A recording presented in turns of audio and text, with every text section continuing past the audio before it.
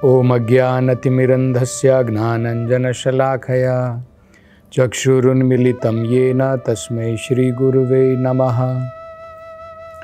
नमो ओम विष्णुपदाय कृष्णप्रेष्ठाय भूतले श्रीमते भक्तिवेदान्तस्वामिन् इति नामिने। नमस्ते सरस्वती देवे गौरवाणी प्रचारिणे निर्विशेषा शून्यवादी पाश्चात्यदेशतारिणे। जय श्री कृष्ण चैतन्य प्रभु नित्यानंद श्री अद्वैत गदाधर श्रीवासदि गौरभक्तवृंदा। हरे कृष्णा कृष्ण कृष्णा हरे हरे, हरे राम राम राम हरे हरे। हरे कृष्णा। तो सुखदेव गोस्वामी जी महाराज परीक्षित को जम्बूद्वीप का वर्णन कर रहे हैं। तो हमारे मन में प्रश्न कई बार उठ सकता है कि ये स्थानों का वर्णन, इससे हमें क्या लेना देना है, जम्बूद्वीप के बारे में समझ करके हमको क्या मिलने वाला है, उसके बारे में क्या समझने की ज़रूरत है। हम तो बस भगवान कृष्ण के बारे में समझ लें, वो काफ़ी है। तो कई बार ये प्रश्न हमारे मन में उठ सकता है कि भागवतम में जो इतनी महान किताब है, उसमें जम्बूद्वीप का वर्णन क्यों किया गया है। तो ये समझना अत्यंत महत्वपूर्ण है कि ये जो भगवान की शक्ति है, बिना शक्ति के हम शक्तिमान को नहीं समझ सकते हैं। शक्ति और शक्तिमान में एक प्रकार से कोई भेद नहीं है। ये सारा विश्व जो है भगवान की ही शक्तियों के द्वारा बनाया गया है। जब आप अपने बेटे से जुड़ी हुई कुछ वस्तु को देखते हैं तो आप उस वस्तु के द्वारा अपने बेटे को याद करते हैं। आपका बेटा कहीं पर गया हुआ है, कहीं विदेश गया हुआ है, लेकिन उसकी वस्तुओं को देखने मात्र से आपको अपना बेटा याद आ जाता है। वो वस्तु आपका बेटा नहीं है, लेकिन क्योंकि ये वस्तुएं आपके बेटे से संबंध रखती हैं, इसलिए महत्वपूर्ण है। तो हमें महाभारत के युद्ध से कोई लेना देना नहीं है, लेकिन क्योंकि महाभारत का युद्ध भगवान कृष्ण से जुड़ा है, इसलिए महत्वपूर्ण है। बहुत सारे युद्ध होते हैं संसार में। अभी रशिया यूक्रेन में युद्ध चल रहा है। अनेकों देशों के अंदर में हम देख रहे हैं युद्ध आपस में चल रहा है। हमारा उससे कुछ लेना देना नहीं है, लेकिन महाभारत युद्ध जो है, क्योंकि भगवान से जुड़ा है, इसलिए महत्वपूर्ण है। इसी प्रकार से ये भौतिक संसार की रचना जो है भगवान की शक्तियों के द्वारा की गई है। भगवत गीता में भगवान कहते हैं, भूमिर आपो नल वायु खम मन बुद्धि रेवच भिन्न प्रकृति में अष्टधा। ये मेरी ही शक्ति है, भिन्न प्रकृति है, जिसके द्वारा इस संसार की रचना हुई है। तो इसलिए हमारी समझ में ज़्यादा आए या ना आए कोई बात नहीं, लेकिन उसको सुनने का प्रयास, समझने का प्रयास अपनी तरफ से करना चाहिए। तो जम्बूद्वीप क्या है देखिए, अगर आप किसी मंदिरों में जाते हैं, कुछ यज्ञ वगैरह अगर आप अटेंड करते हैं या आप कुछ पूजा करवाते हैं, पूजा करवाने से पहले संकल्प किया जाता है। जैसे आप रामायण का पाठ अपने घर में करवाते हैं तो ब्राह्मण गण वहां पर आकर के संकल्प करते हैं। उस संकल्प मंत्र में देखिए ये नाम आते हैं, जम्बू द्वीपे भारतवर्षे भारतखंडे मेरोहो अस्मिन् पार्श्वे अस्मिन् वर्तमाने व्यवहारिके। और कौन सा संवत्सरा है वो संवत्सर बताया जाता है, कौन सा युग है वो बताया जाता है, कलियुगे प्रथम पादे। और कौन सी ऋतु है वो बताई जाती है, वर्षा ऋतु। तो ये जो संकल्प मंत्र होता है इसमें देखिए ये नाम आता है, जम्बू द्वीपे भारत खंडे भारतवर्षे। मतलब क्या है, ये जम्बू द्वीप जो है ये बड़ा महत्वपूर्ण है, इसी का भाग है भारतवर्ष। इसी जम्बू द्वीप का भाग भारतवर्ष है, एक खंड है। जम्बू द्वीप के 9 खंड हैं। ये जो पृथ्वी हमें दिखाई देती है, ऑस्ट्रेलिया हो गया, अमेरिका हो गया, अफ्रीका हो गया, ये सारा पहले एक ही खंड है। ये सारा पहले एक ही राजा के अंतर्गत में आता था, जिसे भारतवर्ष कहते हैं। इसलिए आज आप कहीं पर भी जाइए, चाहे इंडोनेशिया में जाइए, चाहे आप इस तरफ मलेशिया में जाइए, अलग अलग जगह पर आप देख सकते हैं वही भारतीय संस्कृति है, वही वैदिक संस्कृति है। आज ये अमेरिका बन गए हैं, इंडोनेशिया बन गया है, ऑस्ट्रेलिया बन गया है, यूरोप अलग कहते हैं, एशिया अलग कहते हैं, भारत बड़ा छोटा सा हो गया है। पूरी पृथ्वी को भारतवर्ष कहा जाता था।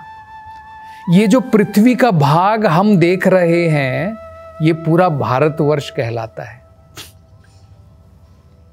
मतलब क्या है, ये जो पृथ्वी हमें दिखती है ये जम्बू द्वीप का एक छोटा सा भाग है। जम्बू द्वीप में और बहुत सारे खंड हैं जो हमें दिखाई नहीं देते हैं, जो हमें पता भी नहीं है। दूसरे द्वीप तो अलग हैं, श्यामल द्वीप है, श्वेत द्वीप है, वो अलग अलग द्वीप अलग हैं। एक द्वीप में ये जो द्वीप है, भूमंडल में हमने देखे थे 7 द्वीप हैं, उसमें से एक द्वीप जम्बू द्वीप है। उस जम्बू द्वीप का छोटा सा एक खंड भारत है, भारतवर्ष है। जो पूरी पृथ्वी हमें जो दिखाई देती है, भारत से लेकर के अमेरिका तक जाइए, अफ्रीका तक जाइए, जहां पर भी आप जाते हैं ये सारा भारतवर्ष था। भारत खंड जो है एक भाग है जम्बू द्वीप का। जम्बू द्वीप के बहुत सारे भाग हैं। तो ये भागवत में शुकदेव गोस्वामी जी बताते हैं। लेकिन इन सब में भारत बहुत महत्वपूर्ण है। ये जो भारतवर्ष है ये आज छोटा हो गया है। पूरी जो पृथ्वी हमें दिखती है ये पूरा भारतवर्ष था।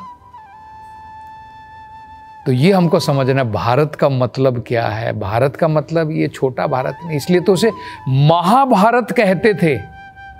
महाभारत, आज छोटा सा हिस्से को हम लोग भारत कहते, पहले अखंड भारत हम लोग कहते ना, अखंड भारत। नेपाल भी इसी का अंग था, पाकिस्तान, बांग्लादेश, इंडोनेशिया, जहां पर भी आप जाइए सारे के सारे जो है ये सारा हिस्सा जो हम देख सकते हैं जहां पर मनुष्य लोग रहते हैं,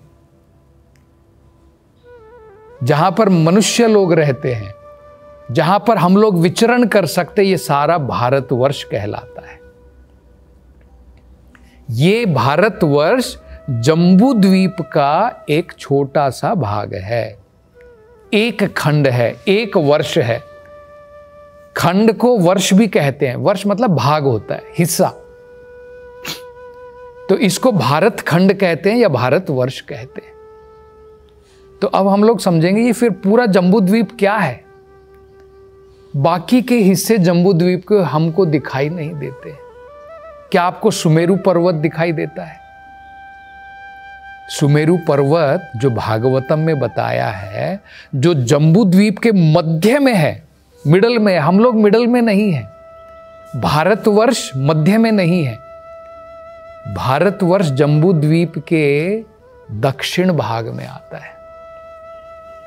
अब आप ऐसा मान लीजिए, मानो जम्बूद्वीप जो है एक सर्कल है, गोल है। भागवतम में कहा है उसकी लंबाई, उसकी चौड़ाई दोनों बराबर है। और कितनी बड़ी है? 1,00,000 योजन। उसकी लंबाई कितनी है? 1,00,000 योजन। चौड़ाई कितनी है? 1,00,000 योजन। तो ये गोलाकार में है। जम्बूद्वीप जो है गोलाकार में है। भूमंडल जो है कमल के फूल की भांति है। कमल के फूल के बीच का हिस्सा गोल है, उसे जम्बूद्वीप है। कमल के फूल, जो कमल का फूल है, उसके चारों तरफ कमल की पंखुड़ियां होती हैं। उसकी जो सबसे मध्य में जो रहता है वो जम्बूद्वीप है। और बाकी के द्वीप और उसके चारों तरफ हैं। तो ये जो जम्बूद्वीप है, इसमें 9 खंड हैं। इसके 9 भाग हैं। वो कौन कौन से भाग हैं, वो बड़े सुंदर वर्णन जो है भागवत में किया है। हम जस्ट उसको सुनने का प्रयास करेंगे। ये नाम सुनना मात्र भी अत्यंत महत्वपूर्ण है। तो मैंने जैसे बताया, जम्बूद्वीप जो है गोलाकार में है। उसके मध्य का जो द्वीप है एक है। उसके नॉर्थ में, उत्तर दिशा में 3 द्वीप हैं। दक्षिण में 3 द्वीप हैं। पूर्व 1 द्वीप है, पश्चिम 1 द्वीप है। आप ऐसा सोच लीजिए, मान लीजिए आपका घर है बीच में। उस घर के सामने 3 घर इस तरफ, 3 घर पीछे की तरफ, एक राइट हैंड साइड, एक लेफ्ट हैंड साइड। ये पूरा मिला करके जम्बूद्वीप कहलाएगा। तो हम लोग मिडल में नहीं है। भारतवर्ष जो है वो मध्य में नहीं है। मध्य में जो है उसका नाम है ईलावृता वर्षा। ईलावृता या ईलावृता खंड भी कह सकते हैं, जैसे भारत खंड या भारत वर्ष कहते हैं। इसी प्रकार से ईलावृता वर्षा वो हो गया मिडल का। उस मध्य में सुमेरु पर्वत है। सुमेरु पर्वत कैसा है? जनरली पर्वत हमने कैसे देखे हैं? नीचे से बड़ा होता है, ऊपर छोटा होता जाता है। लेकिन ये जो सुमेरु पर्वत है ये वैसा नहीं है। ये नीचे से छोटा है, ऊपर बड़ा होता जाता है। तो नीचे ऐसा है, ऐसे कोण की तरह है, और ऊपर बड़ा होता है। उसका दायरा भी दिया है कितना है, देखिए उसमें बताया है। ये जो जम्बूद्वीप है इसका दायरा कितना है, लंबाई और चौड़ाई कितनी है? 1,00,000 योजन। मील में देखें तो 1 योजन 8 मील के बराबर होता है। यानी 8 मील योजन लंबा, 8 लाख मील लंबा चौड़ा, ये जो है जम्बूद्वीप है। और इसमें जैसे मैंने आपको बताया था 9 खंड हैं। 3 उत्तर की तरफ, 3 पीछे की तरफ, एक राइट हैंड साइड में, एक लेफ्ट हैंड साइड में और एक बीच में। 3 3 6 7 8, बीच में एक 9, तो बीच का कौन सा है? ईलावृता वर्षा। अब हम देखेंगे जहां पर भारत आता है वहां पर और कौन से वर्ष हैं? साउथ में, दक्षिण में कौन कौन से हैं? हरि वर्षा, किम पुरुषा वर्षा। तो 3 आ गए, 3 वर्षा साउथ में है, 3 खंड साउथ में आ गए। दक्षिण में कौन कौन से हैं?